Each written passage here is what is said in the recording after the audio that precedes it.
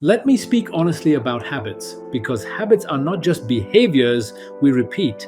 Habits are programs. They are loops running quietly in the background of the mind.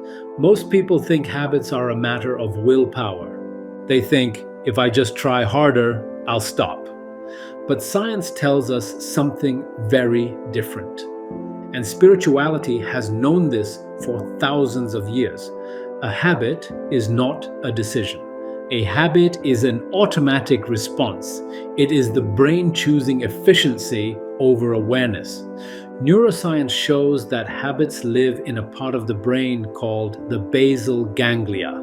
This area is designed to conserve energy. Once a behavior is repeated enough times, the brain stops thinking and starts executing. Trigger, urge, action, relief, loop. This is why people say, I don't even know why I did it. Because the conscious mind was not in control. The program was. And this is where most people misunderstand themselves. That they think they are weak, they think they lack discipline. In reality, they are conditioned.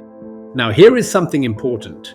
Every destructive habit, drinking, smoking, vaping, drugs, porn, cheating, lying, gossiping, follows the same structure.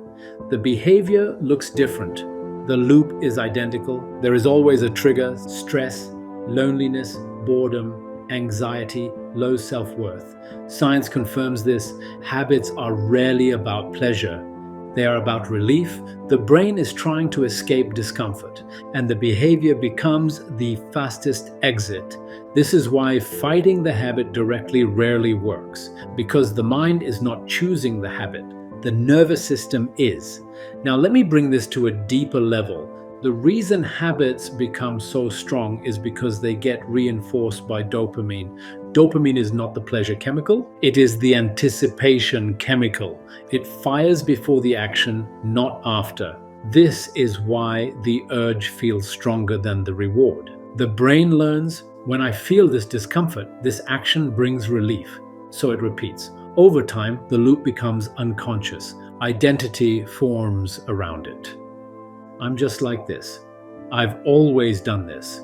This is who I am. And this is where people get trapped, because once identity is involved, logic no longer works. You cannot reason with a program. You must interrupt it. And this is why the first step in breaking any habit is awareness, not judgment, observation. When you notice the urge instead of reacting to it, you create a pause. Science calls this response inhibition.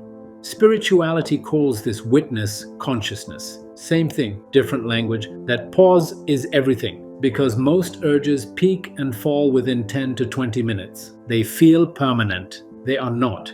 When you delay the urge, you weaken the loop. The brain learns a new pattern. I felt the urge and nothing happened. That is neuroplasticity in action. The brain rewires based on what you repeatedly do or don't do.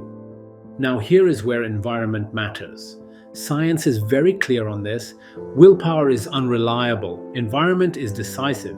If the trigger is constantly present, the brain will fire the loop automatically. This is why removing access points is critical. Deleting apps, avoiding locations, changing routines. This is not weakness, this is intelligence. Even monks remove temptation. Now, here is something most people miss. You cannot simply remove a habit.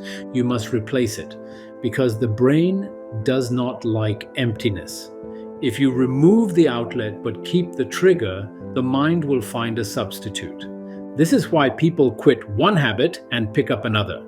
Replacement matters. Healthy outlets for the same energy, movement, breathwork, cold exposure, journaling, stillness, which brings me to the most powerful tool of all: meditation. Meditation is not spiritual decoration. Meditation is neural retraining. When you meditate, you are doing something radical.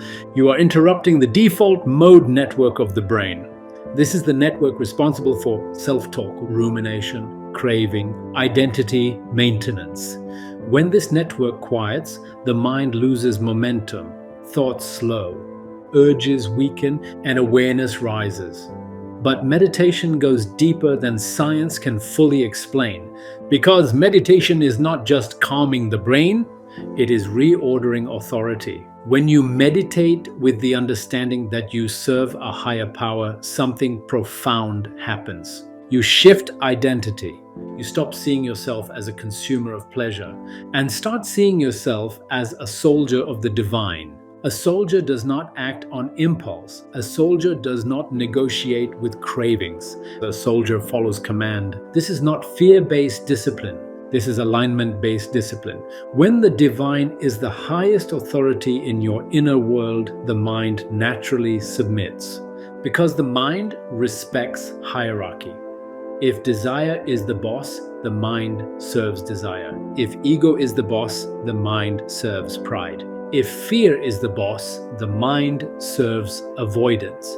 But when the divine is the boss, the mind serves discipline. This is why meditation breaks habits at the root, not by force, by realignment. When you sit in stillness, you are silently declaring, I am not ruled by impulse. I am not ruled by conditioning. I answer to something higher. That declaration weakens the program. Over time, the mind elevates, and as the mind elevates, lower habits lose their appeal. Not because you are suppressing them, but because you have outgrown them. This is exactly what neuroscience observes as well. When people practice mindfulness consistently, the prefrontal cortex strengthens. This is the part of the brain responsible for self-regulation, long-term thinking, moral reasoning. At the same time, activity in impulsive regions decreases. This is not philosophy. This is measurable. Now let me be very clear. Breaking habits does not mean leaving the world. We still have responsibilities. We still have karmic roles, parents, children, partners, workers. Meditation does not remove you from life. It allows you to live in the world without being owned by it. This is the difference between engagement and attachment. You still act, but you are not compulsive. You still enjoy, but you are not enslaved. Now here is the part people don't like to hear. Habits can return because the program never fully disappears. It weakens, it waits. This is why discipline must be daily. Science confirms this too. Neural pathways weaken when unused, but can be reactivated. This is why consistency matters more than intensity. Daily stillness, daily awareness, daily input control. What you watch, what you listen to, who you keep around you, because the mind is always being influenced. Always. And there is another force at play. Call it ego, call it lower nature, call it the negative power. It whispers constantly, just once. You deserve it. No one will know. You've done well. Reward yourself. That voice does not want you liberated, because liberation ends the loop. And the loop feeds the world. Breaking habits is not just self-improvement, it is liberation from unconscious living. This is why service to the divine is so powerful, because service dissolves ego, and ego is what habits feed on. When your identity shifts from I want to I serve, discipline becomes natural. A servant does not poison the vessel. A servant does not sabotage clarity. A servant protects awareness. Now, let me close with this. Science explains the mechanism. Spirituality explains the meaning. Together, they point to the same truth. You do not break habits by fighting yourself.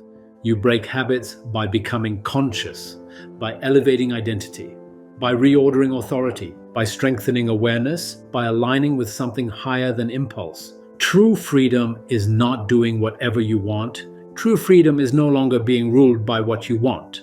When the soul leads, the mind obeys, and habits fall away naturally. That is the real path to freedom.